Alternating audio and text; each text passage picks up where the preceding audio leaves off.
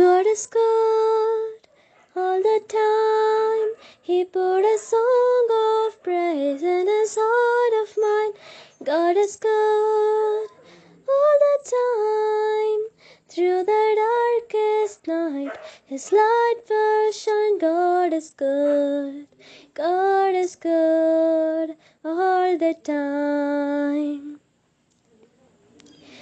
If you're walking through the valley and there were shadows all around, do not fear, he will guide you, he will keep you safe and sound.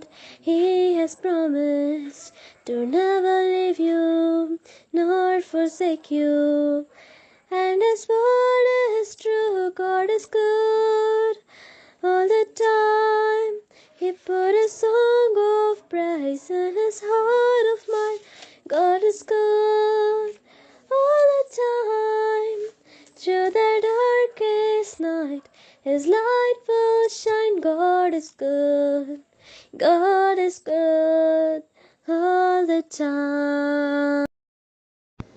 இந்த காலை வேளை தியான வேலைக்காக உங்களை வாழ்த்தி இயேசு கிறிஸ்துவின் நாமத்தில் வரவேற்கிறேன். இந்த நாளில் கூட எசேக்கியேல் தீர்க்கதரிசியின் புத்தகத்தில் 60ஆம் அதிகாரத்தை நம்ம தியானிச்சுட்டு இருக்கோம். இந்த 60ஆம் அதிகாரத்தில் 6ஆம் 7ஆம் வசனங்களை இன்னைக்கு பார்க்க போகிறோம். ஒட்டகங்களின் ஏராளமும் மீதியான் ஏப்பா தேசங்களின் வேகமான ஒட்டகங்களும் உன்னை மூடும். சேபாவில் உள்ளவர்கள் யாவரும் பொன்னையும் தூபவர்க்கத்தையும் கொண்டு வந்து கர்த்தரின் துதிகளை பிரசித்தப்படுத்துவார்கள். கேதாரின் ஆடுகளெல்லாம் உன்னிடத்தில் சேர்க்கப்படும். நெபாயாத்தின் கடாக்கள் உன்னை சேவித்து அங்கீகரிக்கப்பட்டதாய் என் பலிபீடத்தின் மேல் ஏறும். என் மகிமையின் ஆலயத்தை மகிமைப்படுத்துவேன். இந்த இந்த அதிகாரத்தில் கூட இந்த ஒரு அருமையான வார்த்தைகள் நம்ம பார்க்குறோம். இது ஊழியத்துக்காகவே கொடுக்கப்பட்ட வார்த்தைகள் மாதிரி தான் எனக்கு தெரியும். எப்போவுமே ஒட்டகங்களின் ஏராளம் மீதியான ஏப்பா தேசங்கள் வேகமான ஒட்டகங்களும் உன்னை மூடும். ஒட்டகம், வேகமான ஒட்டகம், இதெல்லாம் ஒட்டகத்தை நம்ம நினைக்கக்கூடாது. ஆண்டவர் ஒட்டகம் போன்ற ஆத்துமாக்கள், ஒட்டகம் போன்ற அதாவது ஒட்டகம் போன்ற ஆசீர்வாதங்களை ஆண்டவர் என்ன செய்வார். பழைய ஏற்பாட்டு காலத்தில் ஒட்டகம்னாலே ஒரு ஆசீர்வாதம். ஈசாக்கு ரெபேக்கால பெண் பார்க்க போகும்போது ஒட்டகத்தின் மேலே தான் ஏற்றிட்டு எல்லாத்தையும் கொண்டு போனார் எலியேசர். அது மாதிரி ஈசாக்கண்டை அந்த பெண்ணை கூட்டிகிட்டு வரும்போது ஒட்டகங்கள் மேலே தான் ஏறி வந்தாங்க. அப்போ ஒட்டகங்கள் ஆசீர்வாதத்துக்கு அடையாளம். ஒட்டகங்களின் ஏராளம் மீதியான ஏப்பா தேசங்களின் வேகமான ஒட்டகங்களும் உன்னை மூடும். இப்போ இதெல்லாம் ஆத்துமாக்களும் ஆசீர்வாதத்தையும் ஆண்டவர் கொடுப்பேன் அப்படிங்கிறாரு. சேபாவில் உள்ளவர்கள் யாவரும் பொன்னையும் தூபவர்க்கத்தையும் கொண்டு வந்து கர்த்தரின் துதிகளை பிரசித்தப்படுத்துவார்கள். பொன்னையும் தூபவர்க்கத்தையும் கொண்டு வந்து கர்த்தரின் துதிகளை பிரசித்தப்படுத்துவார்கள். பொண்ணு தூபவர்க்கம்னோன்னு உடனே நம்ம தங்கமோ அப்படின்னு நினைக்க வேண்டாம். பொன் போன்ற நல்ல கிரியைகள். தூபவர்க்கம் அப்படின்னா அதுவும் நல்ல மனம். தூபவர்க்கம்னாலே வாசனை தரக்கூடியது.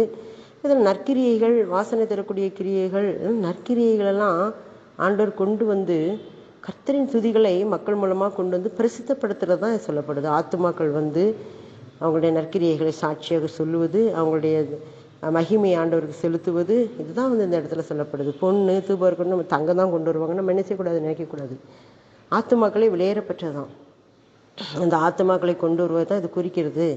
அப்புறம் பார்த்தீங்கன்னா, கேதாரின் ஆடுகளெல்லாம் உன்னிடத்தில் சேர்க்கப்படும்.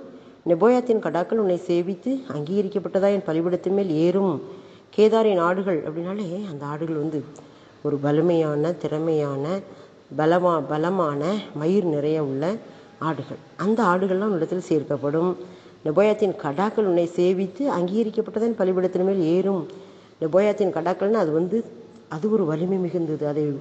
அதை இந்த கடாக்களுக்கு சண்டை போடுவாங்கள்ல, அப்படி கொண்டு போனால் அதான் ஜெயிக்கும். அந்த நெபாயாத்தின் கடாக்கள் பலசாலிகள் உன்னை சேவித்து அங்கீகரிக்கப்பட்டதன் பலிபீடத்தின் மேல் ஏறும். என் மகிமையின் ஆலயத்தை மகிமைப்படுத்துவேன். இந்த வசனம் கூட எங்களுக்கு ஊழியத்துக்காக ஆண்டவர் தந்திருக்கிறாரு. கேதாரின் ஆடுகளெல்லாம் உன்னிடத்தில் சேர்க்கப்படும்.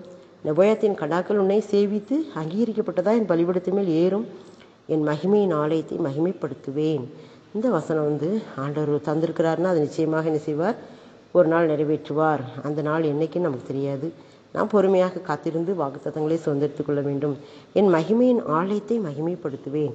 மகிமையின் ஆலயம் அது 2 விதமாக சொல்லலாம். நாம் கூடி ஜெபிக்கிற, கூடி ஆராதிக்கிற இந்த இடம் கூட ஒரு ஆலயம்தான். அடுத்தால நம்முடைய சரீரம் ஒரு ஆலயம். மகிமையின் ஆலயத்தை மகிமைப்படுத்துவேன் அப்படின்னு ஆண்டவர் சொல்றாரு. இந்த வாக்குத்தத்தங்களை சுதந்திரிக்கிறதுக்கு நம்மை தகுதியுடையவர்களாய் மாற்றிக்கொள்வோம். ஆண்டவர் நிச்சயமாகவே பெரிய காரியங்களை செய்வார். ஒட்டகங்களின் ஏராளமும் மீதியான் ஏப்பாத் தேசங்களின் வேகமான ஒட்டகங்களும் உன்னை மூடும். சேபாவில் உள்ளவர்கள் யாவரும் பொன்னையும் தூபவர்க்கத்தையும் கொண்டு வந்து கர்த்தரின் துதிகளை பிரசித்தப்படுத்துவார்கள். கேதாரின் ஆடுகளெல்லாம் உன்னிடத்தில் சேர்க்கப்படும். நெபாயாத்தின் கடாக்கள் உன்னை சேவித்து அங்கீகரிக்கப்பட்டதாய் என் பலிபீடத்தின் மேல் ஏறும். என் மகிமையின் ஆலயத்தை மகிமைப்படுத்துவேன், என் மகிமையின் ஆலயத்தை மகிமைப்படுத்துவேன் அப்படின்னு என்ன அர்த்தம்? அவர் நம் மூலமாக அவர் நாம மகிமைப்படும், அவருடைய ஸ்தானம் மகிமைப்படும், நாம் கூடி வந்து ஆராதிக்கிற இடம் மகிமைப்படும். அதுதான் அதனுடைய அர்த்தம். மகிமையின் ஆலயத்தை மகிமைப்படுத்துவேன். அவருடைய ஆலயமாகி நம்முடைய சரீரத்தை மகிமைப்படுத்துவார். நாம் கூடி வந்து ஆராதிக்கிற இந்த இடத்தை மகிமைப்படுத்துவார். அதை நாம் ஆண்டவருக்கு நன்றி சொல்லுவோம்.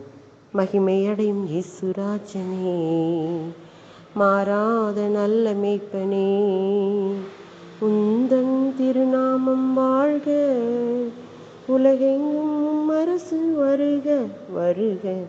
மகிமையடையும் இயேசுராஜனே, மாறாத நல்ல மேய்ப்பனே. அப்பா நன்றியோடு துதிக்கிறோம். நீர் எங்கள் மூலமாக மகிமையடைவேன் அப்படி சொல்லியிருக்கீங்க. எங்களுக்கு கொடுக்க போகிற ஆசீர்வாதங்களுக்காக நன்றி.